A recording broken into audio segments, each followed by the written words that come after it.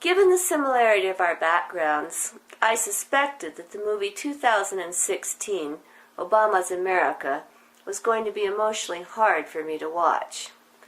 Like Obama, I am what is called a third culture kid, or TCK. TCKs are raised outside the country that should be our home country. We are usually not able or permitted to really fit into the country of residence. Our life experiences mobility and lack of roots. We suffer multiple losses of family, friends, culture, homes, and possessions. We are always saying goodbye. Obama only lived in Jakarta for 4 years, but was abandoned by his father and at times separated from his mother for schooling. The clash of culture and geography was too much for his family to hold together. So, what effect do the mobility and losses have on us? TCKs are likable, have a global perspective, are socially adaptable, culturally knowledgeable, flexible, diverse, intelligent, and observant. We fit effortlessly into almost any cultural setting.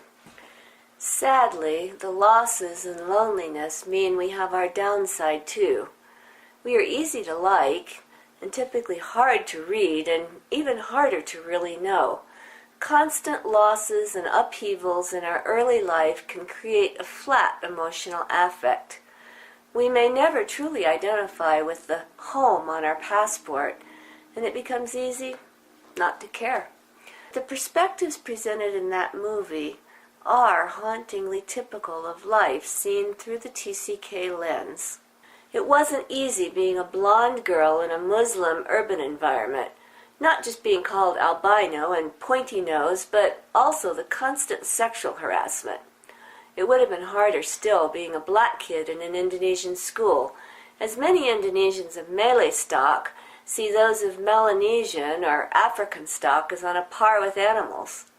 On top of that, Barry's name was an unfortunate scatological pun in Indonesia, and his family structure would have been considered weird. How does this fit in with Dinesh's description of Obama?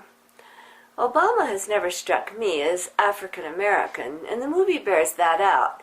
He feels to me like a scion of third world aristocracy, a son of the class that takes its rule and privilege and wealth for granted. The movie stressed Obama's dreams from his father as mediated through his mother.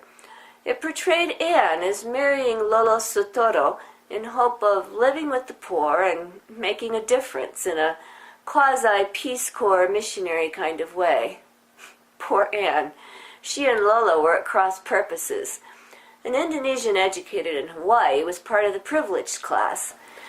I visited Menteng, the wealthy enclave where they lived, a few times during high school. It was like crossing into a different and opulent world. I can see why Anne found it unsettling. But my life in Indonesia taught me some different lessons than the ones Obama seems to have learned. First, my parents actually lived the life that Anne thought she would live. They lived, worked, and taught in neighborhoods that make America's ghettos look rich. I returned to the States and started college a couple of years before Obama went to school. Like many TCKs, I was horrified and resentful at the wastefulness and excessive consumption of the United States, especially throwing away food. I can imagine that Obama might have felt the same. If I met Barack Obama, I'm sure I would like him. We share the third culture of the intersecting worlds and the losses of our travels between them. Even though I too suffer, or enjoy, the multicultural detachment of the TCK, Obama seems to be a TCK who has never fully come home. Dinesh is right about Obama, and in the end, I'm glad I saw the movie.